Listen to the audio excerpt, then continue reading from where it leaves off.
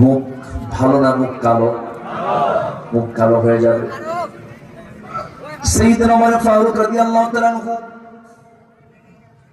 মধুটা হাতের মধ্যে নিয়ে স্ত্রী মুখটা কালো হয়ে গেল, মধুগুলো নিয়ে প্রতিবেশীর ঘরে চলে গিয়ে বলছেন, প্রতিবেশী শোনো, এই যে মধুর বোতল দিলাম সমান 5 ভাগে ভাগ করে একটা ভাগ আমারে দিয়ে দাও, তুমি একটা ভাগ নাও, বাকি 3 ভাগ সবাই 3 জনকে দিয়ে দাও। তার অংশের মধু নিয়ে স্ত্রী ঘরে ঢুকলেন। ঘরের মধ্যে ঢুকি স্ত্রীকে সালাম দিয়ে বলছেন, আমার স্ত্রী, আল্লাহর কসম করে বলি আমি তোমাকে সম্মান করি, আমি তোমাকে ট্রাস্ট করি, আমি রাষ্ট্র চালাই, তুমি আমার পরিবার চালাও, তুমি যদি হরতাল দিয়ে দাও আমার পরিবার চালাতে পারবো না। আমি অনেক বড় খেদমত তুমি আমার করো, আমি তোমাকে সন্দেহ করি না, আমি তোমাকে ভালোবাসি। আমার স্ত্রী এই যে মধুর বোতল